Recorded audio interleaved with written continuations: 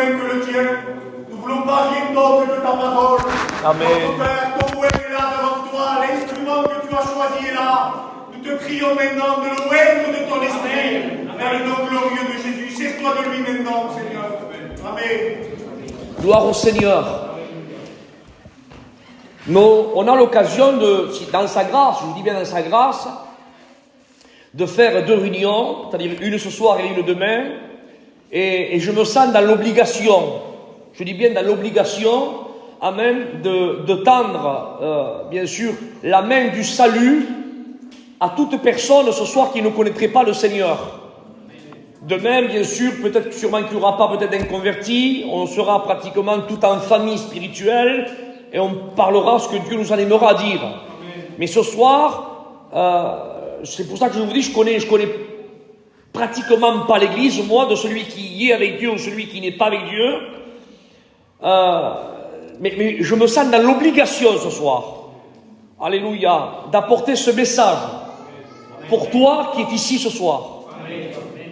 À Dieu soit la gloire. Et même nous qui sommes convertis, qui sommes nés de Dieu, amen, ça va nous faire un rappel.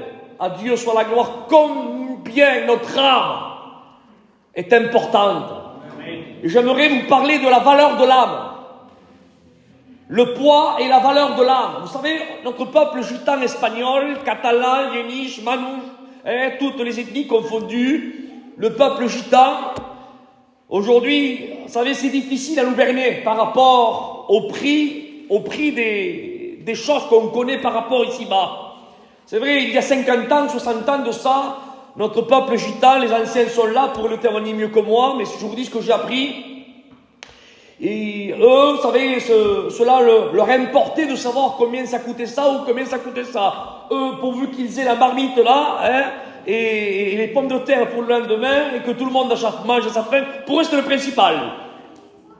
Ils avaient une connaissance vraiment très très restreinte par rapport aux choses de la vie. Mais il faut avouer, il faut être honnête devant Dieu que notre peuple aujourd'hui a fait un grand bond. Il faut être honnête.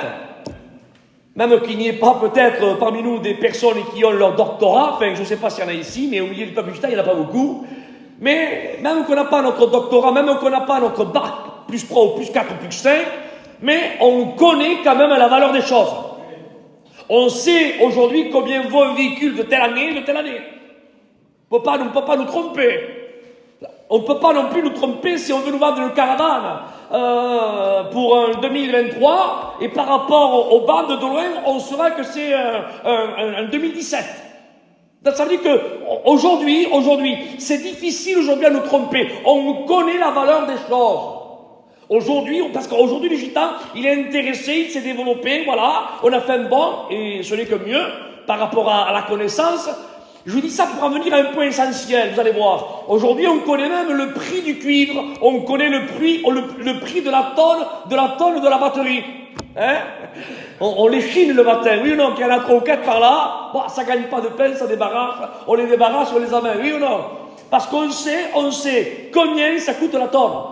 Même aujourd'hui, on sait, à un certain moment, il y avait beaucoup de gitans aussi qui vendaient de l'or. Vous connaissez le prix de gramme. Alors, si on était un petit peu vaillant, et si on voulait, par exemple, franchir la frontière de passer de la France à l'Espagne, on savait que là-bas, on pouvait avoir un peu plus d'argent, parce que là-bas, l'or, il le payait un peu plus cher.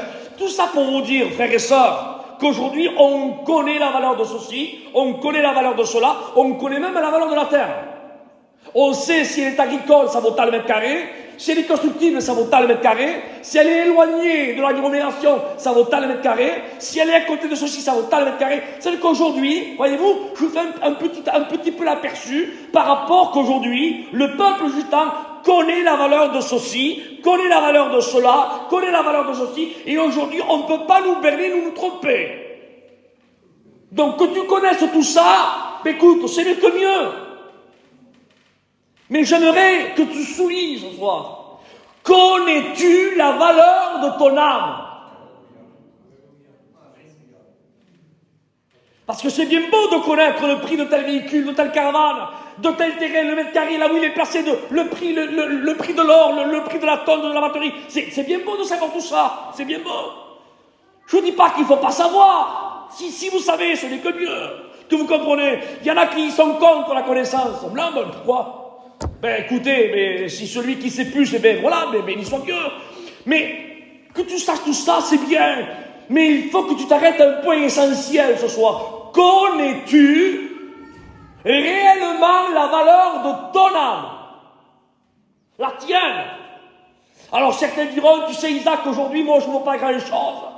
Parce que j'ai déjà roulé ma bosse, je suis grand-père, excusez-moi pour les anciens.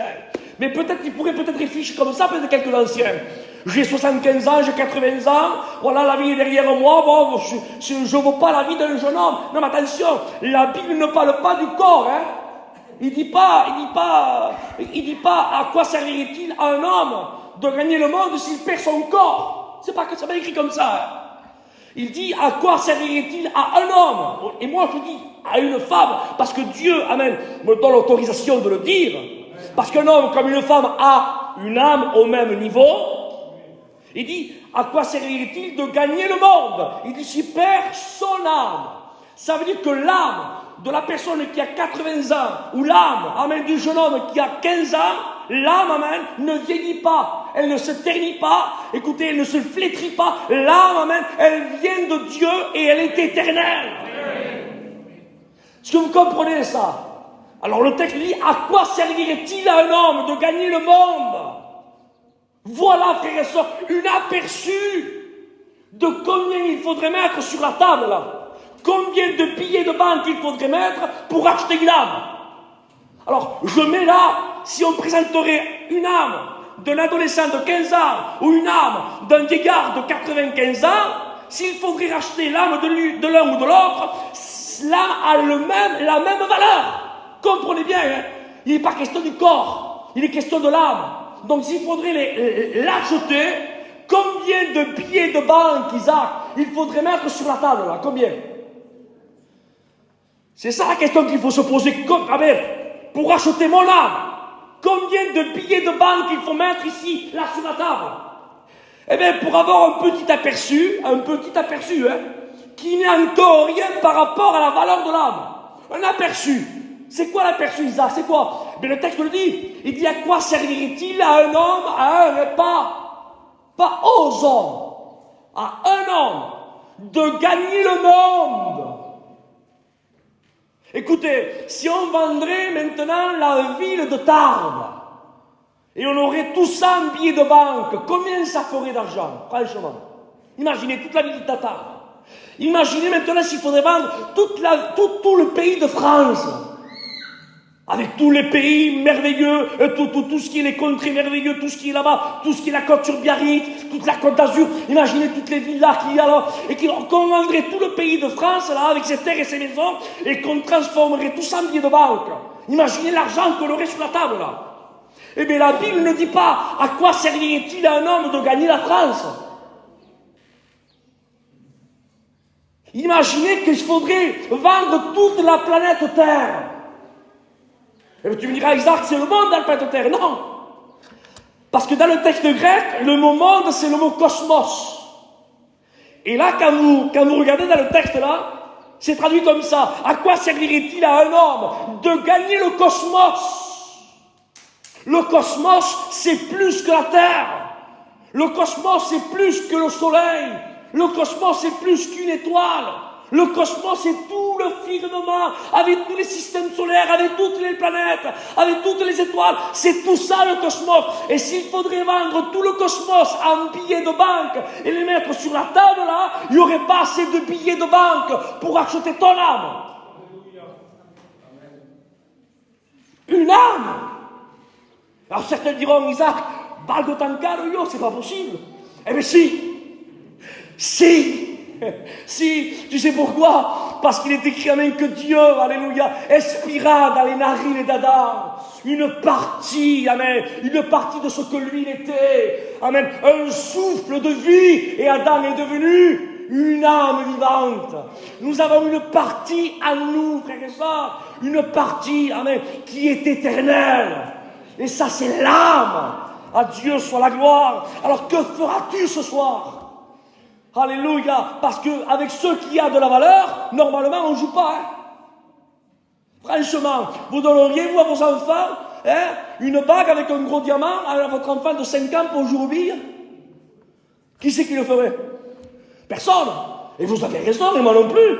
On lui donnerait peut-être une bague qu'ils ont pris peut-être là-bas à la Farfouille, ou peut-être là-bas à Noz, ou je sais pas moi, ou peut-être à Action, vous savez, avec 1 euro, on en a des dizaines. C'est ça qu'on donnerait à nos enfants pour jouer. Mais si on a une véritable chevalière avec un véritable diamant, on ne le donnera pas à notre fils pour jouer aux billes avec, ou pour faire le beau s'il a 5-6 ans. Pourquoi? C'est normal, parce qu'on en connaît la valeur. Et comme on en connaît la valeur, on fait attention. On ne le donne pas à n'importe qui, on ne le laisse pas traîner n'importe où, parce qu'on en connaît la valeur. À mon avis, si tu prendrais réellement conscience, et si tu donnerais réellement la valeur de ce que toi tu vaux, eh bien tu ferais très très attention à ce que Dieu t'a donné.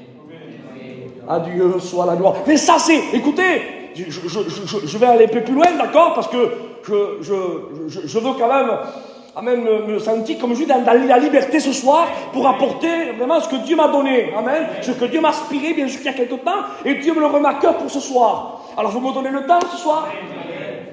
Alors perdez pas le fil, d'accord, parce que je vois ici, vous êtes captés, que Dieu soit loué, et ça c'est le principal. Vous savez, même qu'il n'y a pas des amens, des alléluia, franchement, je vous dis devant le Seigneur que c'est vrai, le Seigneur le sait, Dieu connaît mon cœur. Si vous dites amen et alléluia, mais gloire à Dieu, ça me gêne pas, vous comprenez. Ce qui me gêne à moi, frères et sœurs, c'est quand on ne le ressent pas à lui et que le peuple n'est pas attentif. Ça c'est gênant. Mais ce soir, je suis dans la joie, amen, parce que on ressent Dieu, amen, et on sent que le peuple est là. Et ça, c'est le principal. À Dieu soit la gloire. Oui, Isaac, mon âme coûte ce prix. Oui, une valeur inestimable. Inestimable. À Dieu soit la gloire. Alléluia. Et tu as commencé où, Isaac? Ça a commencé où, ça? Eh bien, la Bible dit que Dieu dit dans Genèse 2:7, il dit que quand Dieu forma Adam, le premier homme de la création, il dit qu'il fabriqua, là, vous savez, il a fabriqué comme un petit bonhomme avec de la terre, bien sûr, parce que c'est ce que nous sommes, hein. Soulignez-le, c'est ce que nous sommes, hein. Nous sommes, et excusez-moi pour les instants, nous sommes poussière, hein.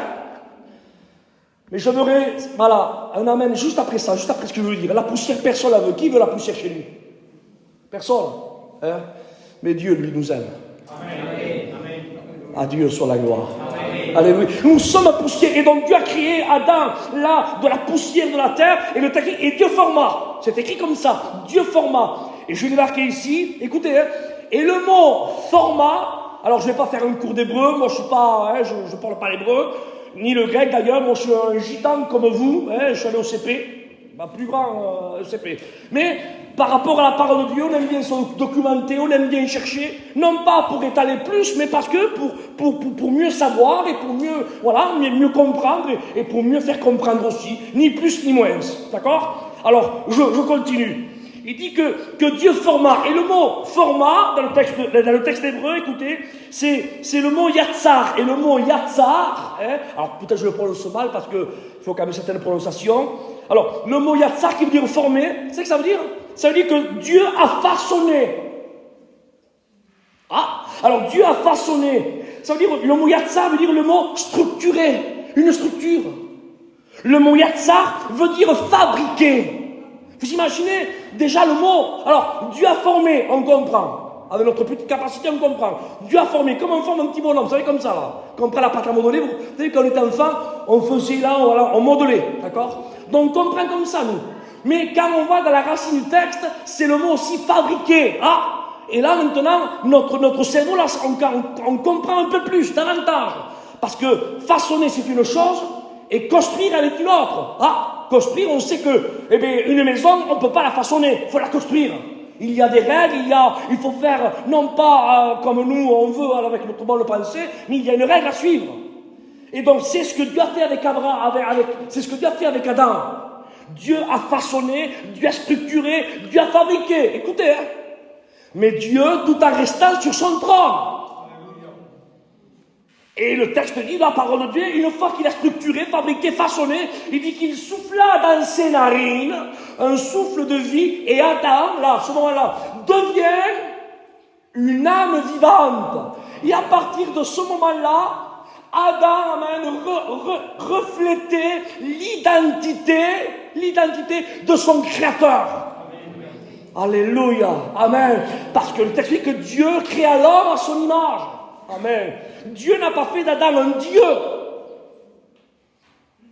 Mais Dieu a fait Adam, amen, à son image. Et l'image de Dieu, si vous le comprenez, dites amen, Dieu est saint. Amen. Et Adam reflétait l'identité de son Créateur. Adam était saint, était sans tache, était pur, était blanc, était transparent. Comprenez ce soir, perdez pas le fil. Alors, il était là, façonné, structuré, façonné par Dieu. Amen. Voilà. Et Dieu a fait tout cela sans bouger de son trône. Parce que la Bible dit que Dieu, par nature, il dit, et la chose arrive. Il appelle les choses qui n'existent pas, et hop, elles viennent à l'existence. Et ça fait partie de la nature divine de Dieu. Amen. Mais si on continue un peu plus dans la lecture, la Bible dit, amen, au chapitre suivant, il dit qu'il y a eu un personnage qui était pas très riche, vous savez. On l'appelle le malin, le Dieu de ce siècle. Comme disait Payon, l'homme en pantoufle, le serpent ancien, qui était le plus rusé de toute son espèce, que dit la parole de Dieu. Il dit que, alors je le dis avec mes mots à moi, d'accord, pour qu'on comprenne. Il a mis ses mains sales sur la structure que Dieu a fabriquée en Adam, et Adam était saint, pur, transparent, portant l'identité de son Créateur. Et là, le diable a mis ses mains sales sur lui, et il a souillé, il a défiguré, il a déstructuré, il a démoli la structure. Et Adam ne portait plus la sainteté, ne portait plus l'identité de son Créateur. Et c'est là que la parole de Dieu déclare, même pour faire plus court, il dit que par rapport à cette désobéissance, la désobéissance d'Adam, et bien à partir de lui et de son épouse, et bien, la Bible dit que tous sont nés pécheurs et privés de la gloire de Dieu. Alors tu me dis, Isaac, tout ça pour en venir où? Pour en venir regarder qu'est-ce que c'est la valeur de ton âme. Regardez s'il vous plaît. Adam a été défiguré, a été complètement démoli par rapport à la désobéissance parce que l'ennemi a mis ses mains sales sur lui. Mais vous savez, quand il y a un séisme, regardez, voyez, moi j'ai mon véhicule. J'ai là la vue, j'ai tout le derrière qui est complètement enfoncé. Il n'était pas enfoncé à la base. Le créateur du véhicule l'a créé bien. Mais j'ai eu un accident. On m'a rentré devant et tout le derrière est complètement enfoncé. Donc vous comprenez bien que je ne peux pas personnellement, moi en tant que gitan, je ne peux pas dire, bon voilà, le véhicule est complètement endommagé derrière, mais tant pis, je suis un gitan, moi, je le répare à ma façon. Alors je vais tirer le crochet tel comme ça va être tordu, et je vais essayer de le réparer un petit peu comme moi. Mais en réalité, c'est pas comme ça qu'il faut faire. Est-ce que vous comprenez? Alors, vous savez ce qui se passe là-dedans? C'est que moi, je n'entreprends pas les travaux. Parce que pour réparer quelque chose, il faut le réparer à l'identique, sinon il ne faut pas le réparer. Et donc, pour réparer le véhicule là, donc lundi, après-demain, il y a un expert qui va venir chez moi. Et l'expert, lui, son métier à lui, c'est qu'il va évaluer. C'est pas le fabricant, lui, Il va évaluer les ampleurs du dégât. Et combien ça va coûter au constructeur. Alors, il va faire un devis, et après cela, je vais prendre rendez-vous avec le garage d'où le véhicule est sorti de sa marque, et lui seul pourra remettre le véhicule à l'identique. Alors, tu me dis ça pourquoi, Isaac? Pour vous dire que si Adam a été déstructuré, si Adam a été complètement démoli par rapport aux mains sales de l'adversaire, Dieu ne s'est pas croisé les bras en train de dire Adam a eu un séisme avec l'adversité, Adam a été complètement s'agenouillé devant l'adversaire par rapport à la désobéissance et toute sa descendance est sorti pécheur et privé de ma gloire. Dieu ne s'est pas croisé les bras et il n'a pas dit bon, eh bien, ils se répareront tout seuls. Dieu n'a pas fait ça. Parce que quand on répare quelque chose, on le répare à l'identique, sinon on ne répare pas. Oui ou non? Alléluia. C'est pour cela, amen, que Dieu a envoyé l'espère. Et l'espère, c'était rien d'autre que lui. Ah bon? Oui. Parce qu'avant d'entreprendre la réparation ou la rénovation, il faut, amen, il faut faire un constat, il faut faire un devis. Il faut voir combien l'ampleur des travaux, l'ampleur, amen, de combien ça va coûter.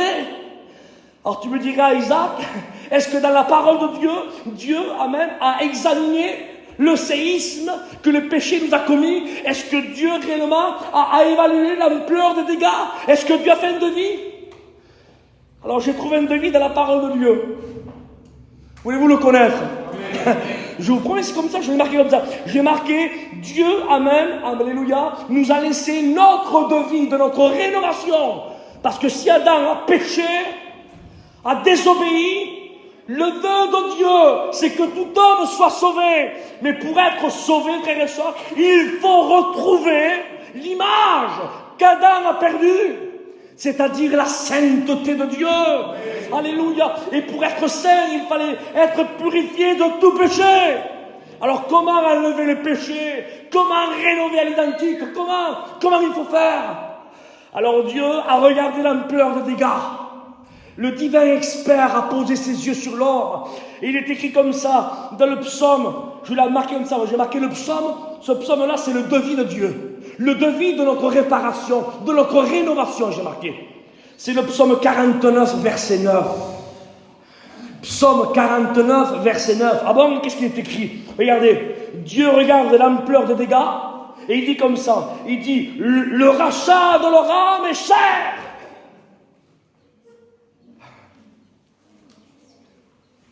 Regarde l'ampleur des dégâts.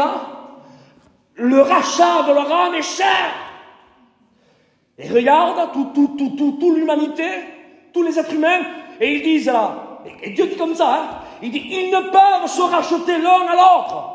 En quelques mots, avec un langage gitan, ils ne peuvent se réparer à l'identique l'un à l'autre.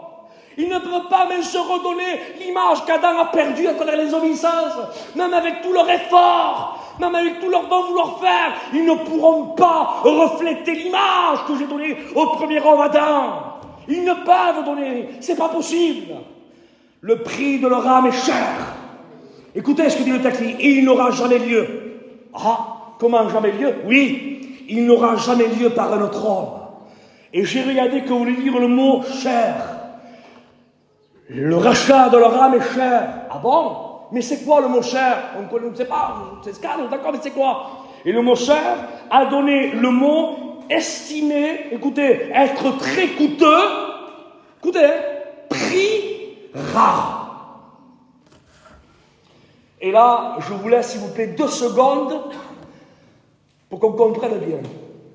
Estimation cher, prix coûteux, prix rare.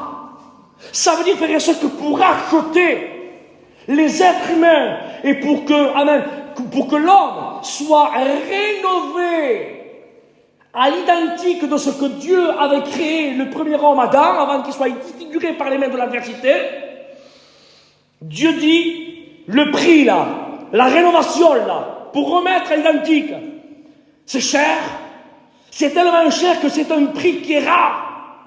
Ça veut dire, je comprends maintenant pourquoi le prix est rare. Parce que le prix, amen, pour rénover l'âme à l'identique, on ne pourra pas, amen, remettre à l'identique en payant avec de l'or, ni avec de l'argent, ni avec des perles précieuses. C'est pour cela que le texte dit, c'est un prix qui est rare. Parce qu'on a l'habitude de racheter quelque chose, d'acheter. Et on sait, amen, que pour acheter ou racheter, soit il faut un billet de banque, soit à l'époque des Romains, ils se payaient même aussi 1 kilo de sel par rapport à ses vertus. Soit on peut se payer en faisant un troc, avec un notaire, avec un véhicule. Soit on peut se payer avec de l'or, de l'argent. Soit on peut se payer, même en donnant un organe vitaux. Ça se fait aussi, en donnant encore à la science. Vous voyez, il y a plusieurs façons de payer. Et on les connaît, toutes ces façons de payer. Mais là, Dieu dit, le rachat, pour rénover, pour remettre à l'identique, c'est un prix qui est rare. Il est tellement rare que le prix ici-bas sur terre, Dieu regarde. L'or ne pourra pas les mettre à l'identique. L'argent, les perles précieuses ne pourra pas les remettre à l'identique. Le pétrole, l'or bleu, les coraux, tout ce qu'il y a dans le monde océanique ne pourra pas remettre à l'identique l'image que j'ai donnée au premier homme, Adam. Ils ne peuvent pas. Ils ne peuvent pas se rénover, ils ne peuvent pas se restaurer. Le prix est rare à un tel point que le prix n'était pas ici-bas. Le moyen de paiement n'était pas ici-bas.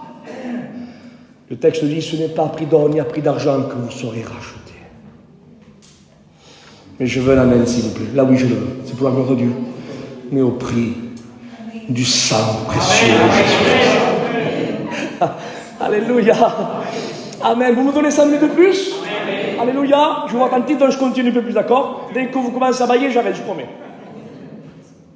Donc ça, c'est le deal entre vous et moi, d'accord? Vous voulez que j'arrête? Un petit baillement là-bas, et puis j'arrête. Quand on entreprend une rénovation, je vous ai dit, amen, on regarde l'ampleur des dégâts et on fait un devis. C'est comme ça, Gilles, non? Et une fois qu'on examine, qu'on fait le devis, et là, Dieu fait le devis, Psaume 49,9, il dit, le prix de l'âme est cher, hein? La rénovation est chère, hein? Le prix n'est pas ici-bas pour acheter, pour rénover. C'est pas de l'or, ni de l'argent, ni des perles précieuses. L'estimation, c'est un prix très très coûteux, très rare. Mais quand on fait un devis, normalement, celui qui le signe, c'est celui qui paye. Et Dieu fait le devis de la rénovation de notre âme. Et il regarde ici-bas, voyons s'il y a quelqu'un qui peut payer. Et il dit, ils ne peuvent pas. C'est pas possible. Mais n'oublions pas que Dieu est amour. Amen. Alléluia. Et l'amour franchit les frontières. Je le redis. L'amour. Quand il n'y a pas d'amour, ça, on ne franchit pas les frontières. Je me souviens un jour, il y avait dans un zoo, je l'ai vu de mes propres yeux, dans un zoo, il y avait là beaucoup d'animaux féroces, il y avait dans un certain moment, dans un certain endroit, dans des cages, il y avait des lions qui étaient là. Il y avait quelques-uns, il y avait peut-être 4-5. Il y a certainement, il y avait un père qui se promenait avec son fils, parce que les zoos c'est fait pour ça, pour se promener, se divertir avec les enfants. Et donc le père était là, il se promenait avec son fils, et tout à coup, un moment vraiment inattendu, si vous préférez, il était là, un petit peu distrait, le papa, vous savez, il regarde quelque chose, il fait ça, et dès qu'il fait ça, le fils, on ne sait pas comment il a fait, il s'est retrouvé dans la cage des lions. Devant, là, le petit de 4-5 ans, au milieu de 4 ou 5 lions. Le père était de l'autre côté. Quand il n'y a pas d'amour, on évalue l'ampleur des dégâts. On dit, 4-5 lions, ça aurait été encore un chien, peut-être un loup. Vous voyez, le cerveau, comment ça fonctionne vite. Hein. On dit, mais 5 lions qui sont là, le petit, c'est foutu pour lui. Si moi je vais, je suis foutu aussi. Alors, vous voyez, quand il n'y a pas d'amour, eh bien, on essaie de trouver un plan B. On va appeler la sécurité. Et ça, c'est une logique humaine, de quelqu'un qui réfléchit, qui a un petit peu de jugeote. Mais quand il y a un amour puissant, un amour qui est grand, un amour qui est immense, est-ce que vous comprenez ça? L'amour aveugle le danger. L'amour franchit les frontières. Le père, c'est ce qu'il a fait. Pourtant, il y avait des gardiens qui étaient là. Il aurait pu dire, appelez les gardiens, appelez... Non, c'est ce qu'il a fait, le père. De suite, il ne s'est pas posé la question. Hein. Il a gravi comme ça. Il a gravi le portail. Il a passé de l'autre côté. Au milieu des 5 lions, il a pris son fils. Il est repassé de l'autre côté. Voyez-vous, frères et sœurs, l'amour franchit les frontières. Et Dieu, quand il a vu, amen, que personne pouvait signer le devis, eh bien, Dieu est amour, frères et sœurs. Alléluia, Dieu est amour par nature. Et son amour à lui, car Dieu a tant aimé le monde, amen, qu'il a donné, amen, son Fils a franchi la frontière du ciel à la terre, frères et sœurs, pour nous arracher des griffes de l'adversité. Alléluia, et pour nous ramener avec lui dans le ciel de gloire. Et bientôt ce jour, amen, va bientôt arriver. Et je dis amen. Amen. Oui, le Fils, amen, a vu le devis. Et pour la première fois des annales, hein, ça vous ne le trouverez pas ici-bas. Hein. Normalement, le constructeur, c'est pas lui qui signe le devis, hein, parce que le constructeur, ou celui qui rénove, Lui, il travaille, d'accord? Mais c'est le client qui paye. Hein? Vous n'avez jamais vu ici-bas quelqu'un qui construit ou un maçon qui dit je vous fais la maison, je vous fais le devis, je vous fais la maison et je vous paye la maison. Je vous promets, ici-bas vous ne trouverez pas ça. Mais le Père a montré le devis dans le ciel. Voilà le devis. Voilà. Qu'est-ce qu'on fait? Qui enverrai-je? Ésaïe 6, qui enverrai-je? Parce que là, pour signer le devis, pour rénover, frère et soeur, parce qu'on ne pouvait pas rénover n'importe comment, hein. Comme le véhicule qui est accidenté là. Pour le rénover, il faut l'amener, amen, au bon constructeur. Donc c'est un Renault. La semaine prochaine, il ira chez Renault. Parce qu'il connaît bien, ça sort de chez lui. Et donc ça veut dire que pour rénover l'âme, pour nous rénover, frère et soeur, alléluia, il a fallu rénover à l'identique. Hein. Donc, le Fils est venu et il a signé le devis. Et il a dit, me voici, envoie-moi.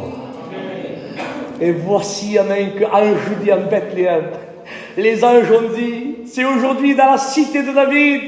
C'est vrai qu'on parle de Jésus sur la croix. C'est vrai qu'on parle de l'expiation. C'est vrai qu'on parle de la résurrection. Et je bénis Dieu. Dites pas ce que je n'ai pas dit. Amen. Mais si la croix est importante, Bethléem est aussi important. Parce que s'il n'y a pas de Bethléem, il n'y a pas de Golgotha. Si vous comprenez ça. C'est pour ça que les anges ont descendu à Bethléem. Si aujourd'hui, il dit dans la cité de David, un sauveur vous est. Alléluia. Oui, amen. Celui qui a entreprendre la rénovation est descendu lui-même. Amen. Il aurait pu envoyer un ange. Hein. Il aurait pu envoyer un chérubin, un saint Raphaël. Il aurait pu envoyer, je ne sais pas moi, l'archange Michel, le chef de l'armée de Dieu. Non, il est venu lui-même en personne. Est-ce que vous comprenez ça? Lui-même, il est venu en personne. Et si vous n'avez pas perdu le fil du message, amen, si vous avez capté le message du début jusqu'à maintenant, vous allez dire amen à ce que je veux dire. Je vous ai dit même que quand Dieu a formé Adam, Dieu, vous l'avez retenu ça, il ne s'est pas levé de son trône. Il a dit, et la chose se fait, il a soufflé, amen, dans les narines d'Adam, et Adam est devenu une âme vivante. Mais si pour Adam, Dieu ne s'est pas bougé de son trône pour nous rénover à nous, Dieu n'a pas fait pareil qu'Adam. Il aurait pu rester dans son trône et dire je veux les sauver. Non. Il s'est levé de son trône. Amen.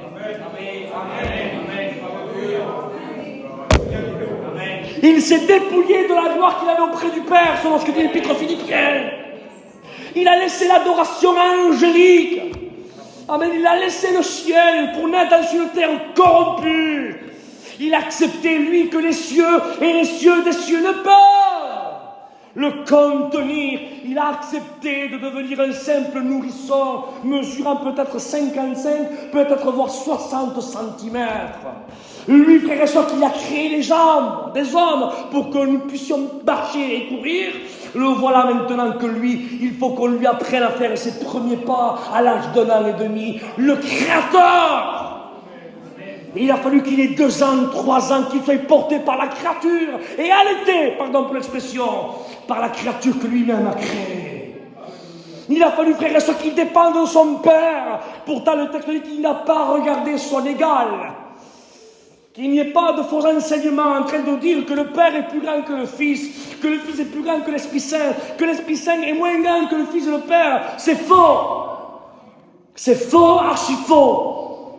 Le Père, amen, est Dieu. Le Fils est Dieu. Le Saint-Esprit est Dieu. Écoutez, et les trois sont omnipotents, omniscients, omniprésents. Les trois sont égales. Il n'y a pas de plus faible, de plus grand. Non. Il y a une hiérarchie, si vous préférez, par ordre. Parce que Dieu a voulu comme ça. Mais sinon, amen, par omnipotence, omniscience, omniprésence, ils sont égaux. Mais le texte dit même que le Fils n'a pas regardé son égal. Il aurait pu regarder son égal. Qu'est-ce qu'il a de plus que moi, le Père ou l'Esprit? Ou qu'est-ce qu'il a de moi? Je suis pareil que vous, moi. Il n'a pas regardé son égal. Mais volontairement, il s'est dépouillé de la gloire qu'il avait auprès de l'Esprit du Père. Et comme aujourd'hui, il s'est matérialisé dans un corps humain. Et maintenant, vous le voilà qu'il a fallu qu'il dépende de son Père. Pourtant, il aurait pu faire de lui-même. Mais non, pour racheter les âmes. Et pour rénover à l'identique, il ne fallait pas rénover seulement quelqu'un des doigts, il fallait rénover à l'identique. Et pour rénover à l'identique, il y a un sage architecte qui a préparé le salut. Et le Fils, comme disait l'étude de Paillon, il est venu l'accomplir pour que le Saint-Esprit, après la résurrection du Christ, le rende possible. Mais le Christ, n'a pas fait comme lui il voulait. Il dit à 12 ans, ne savez-vous pas qu'il faut que je m'occupe de quoi? Des affaires, de mon Père. Je suis venu ici pour faire la volonté de mon Père. Et quand il est devant Lazare, il dit, Père, je te loue. Il dit, de ce que tu m'exauces toujours. Mais il est pareil que le Père. Mais il aurait pu dire, Lazare, sort. Et Lazare aurait sorti.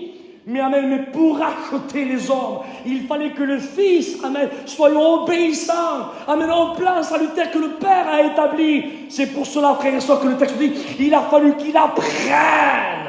Quoi? L'obéissance. Mais pourquoi il a fallu qu'il apprenne l'obéissance? Eh bien, frères et sœurs, c'est facile à comprendre. Parce que dans le ciel, Jésus n'obéissait à personne. Il ne savait pas qu'est-ce que c'était. Oui, j'y vais. Tu veux ça? Là-bas, j'arrive, je te le rendrai demain. Non, il ne sait pas ça. Il ne savait pas qu'est-ce que c'était obéir. Au contraire, on lui obéissait à lui, mais lui obéit. Il ne savait pas qu'est-ce que c'était. Mais il a fallu, par amour pour toi, qu'il apprenne l'obéissance.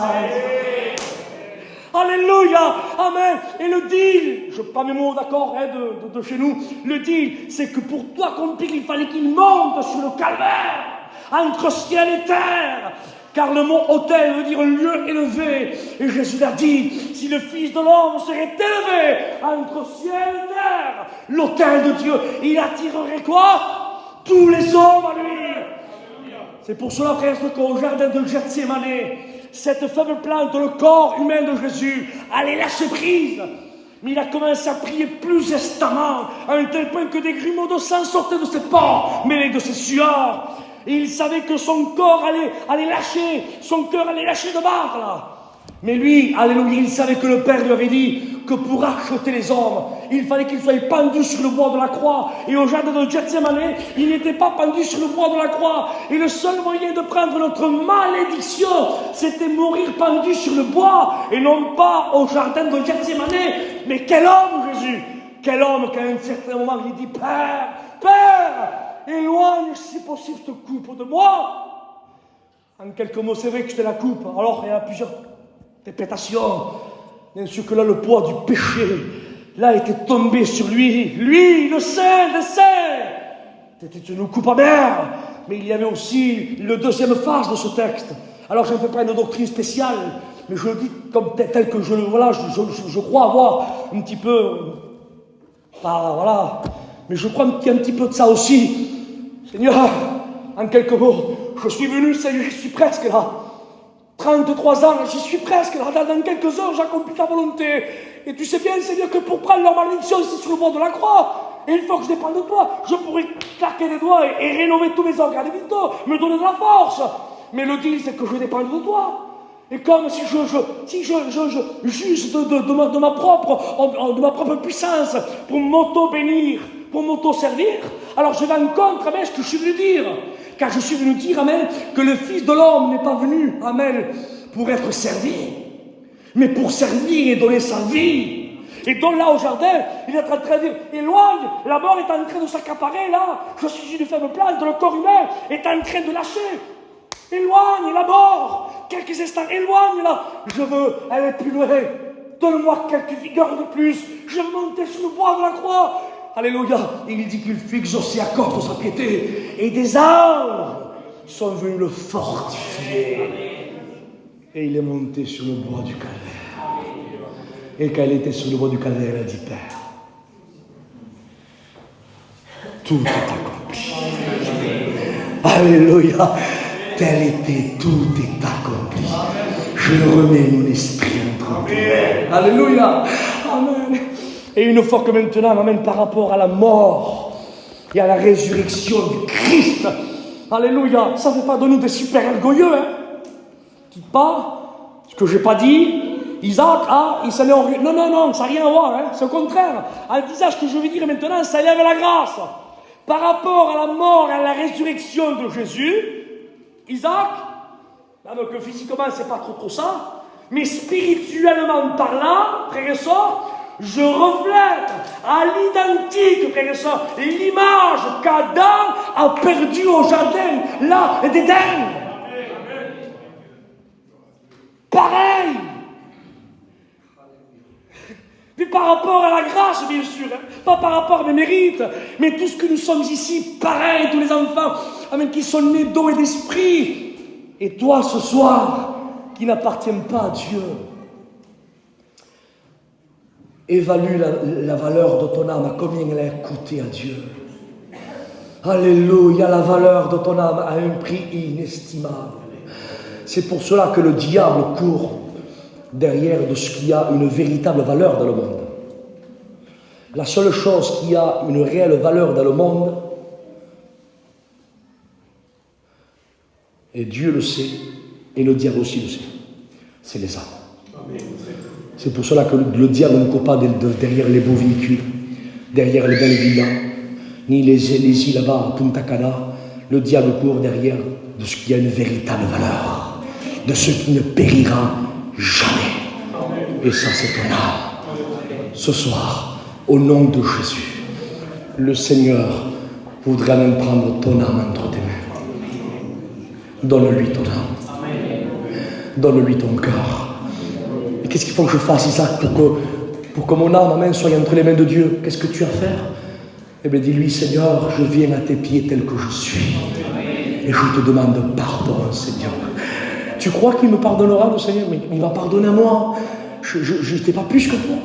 Je te promets, je n'étais pas plus que toi. Je n'étais pas mieux que toi. J'étais comme toi, un pécheur et privé de sa gloire. Est-ce que la grâce a fait de moi ce que je suis? Mais la grâce, elle va faire de toi réellement pareil, ce qu'il a fait avec chaque de nous. Nous sommes ici ce soir. Alors certains peut-être diront, et je termine comme ça, je suis obligé, Seigneur, excusez-moi même, je suis un petit peu trop long.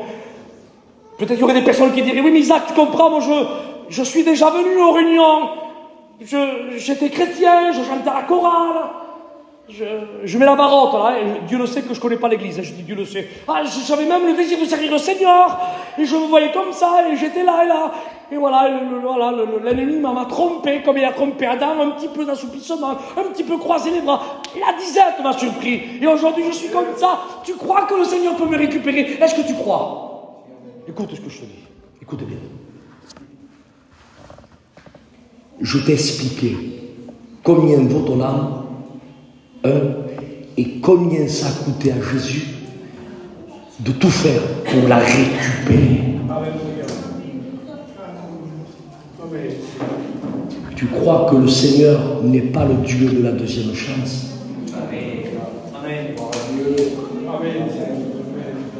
Il est le Dieu de la deuxième chance. Et je le dis moi, d'accord, et il est le Dieu de la troisième chance. Et il est le Dieu de la quatrième chance.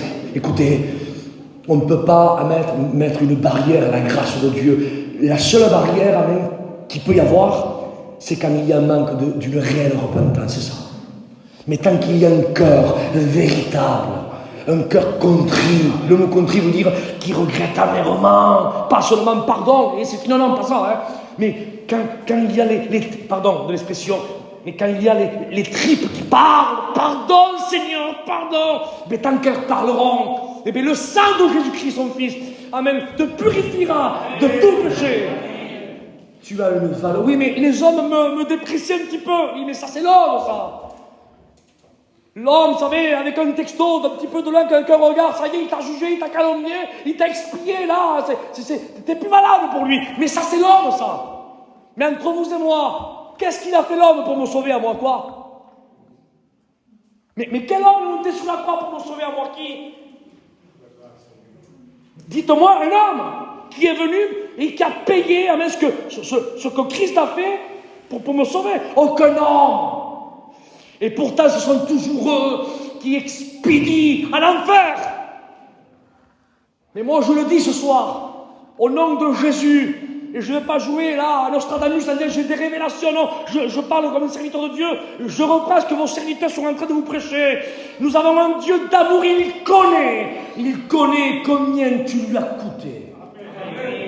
Et je dis ça, je prie le Seigneur. Écoute bien, tu sais comment on reconnaissait les mains des potiers à l'époque biblique?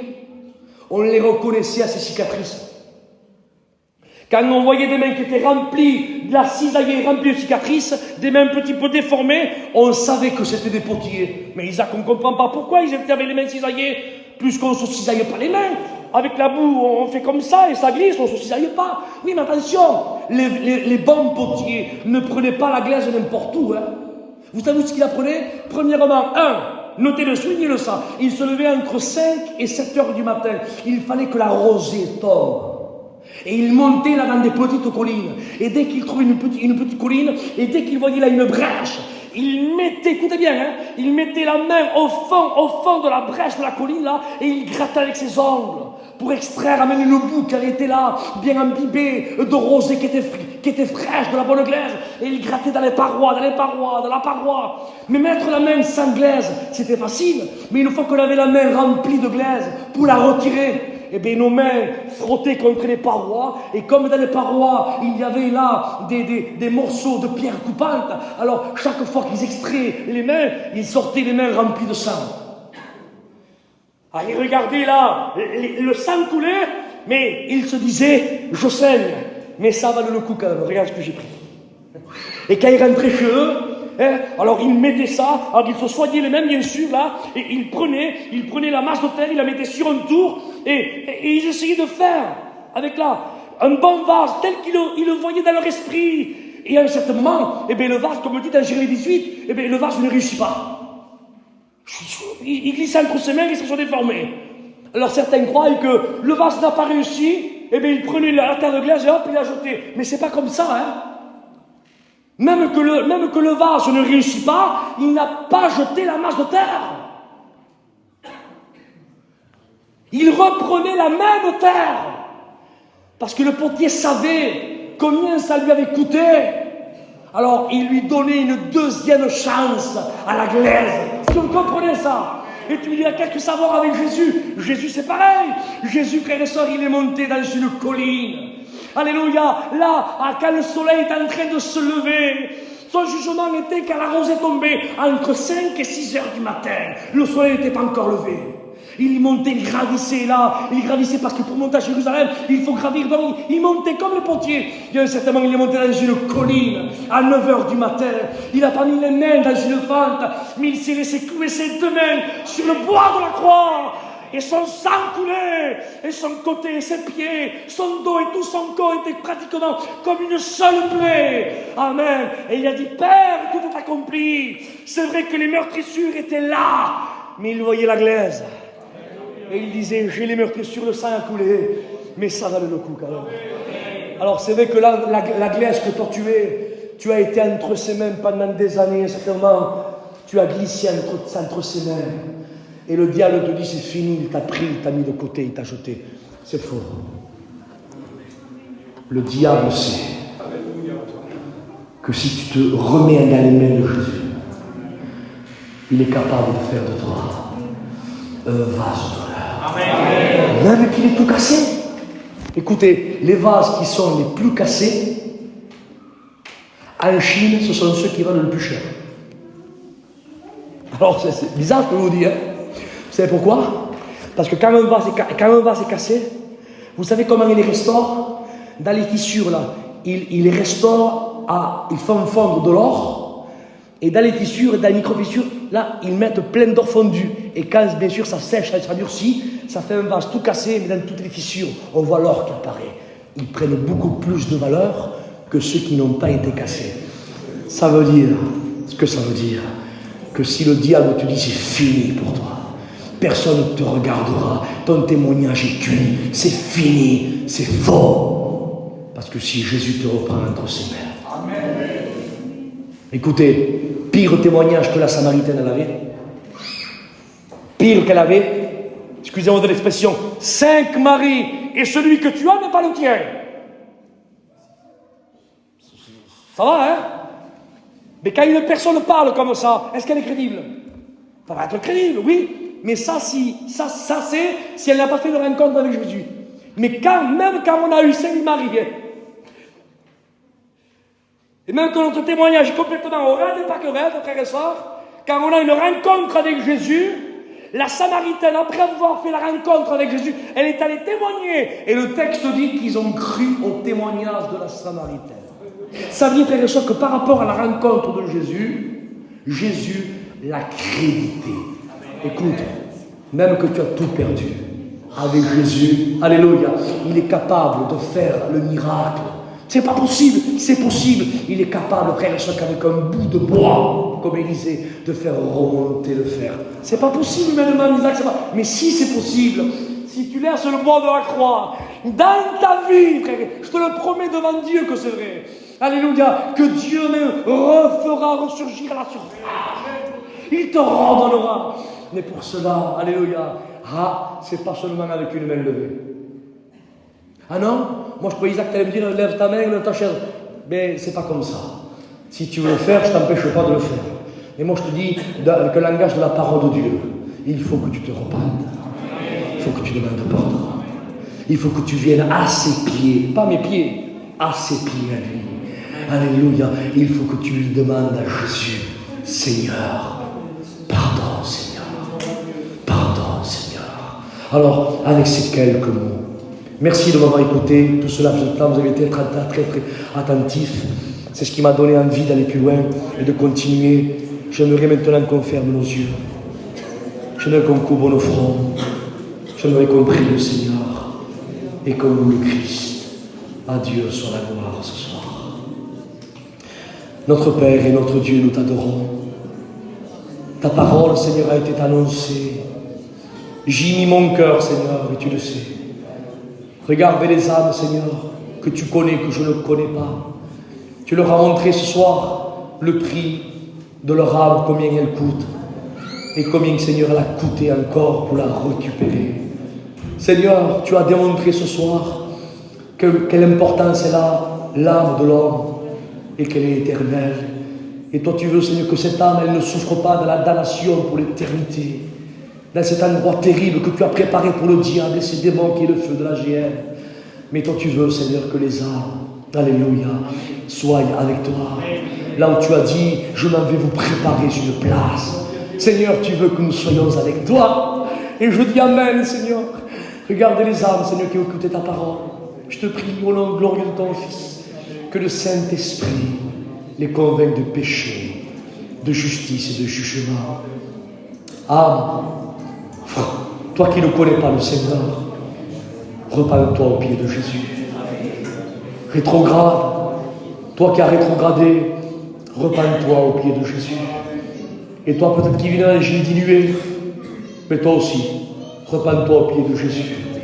Value l'âme, elle est éternelle. Au nom de Jésus, au nom de Jésus, à Dieu soit la gloire. Amen. Merci Seigneur. Amen. Que Dieu soit loué. Tu pries le Seigneur Gilles. Je laisse la passe à notre serviteur. Que Dieu Ton nom, Seigneur, et te remercie pour ta parole, Seigneur. Ta parole, Seigneur, est le chemin, la vérité, la vie, Seigneur. Seigneur, pour que moi, je ne peux pas marcher du pas, Seigneur. Gloire à Dieu. Seigneur, de rester en tes empreintes, Seigneur. De rester, Seigneur, dans ta protection. Béni soit Dieu. Ton nom soit béni. Béni soit Dieu. Le but de la vie, Seigneur. Alors merci, Père d'amour. Et surtout, Père d'amour, donne-moi le discernement, Seigneur, parce que il est vrai que dans ce monde, il y a de la lumière, mais elle est fausse et elle brûle, Seigneur. La lumière de la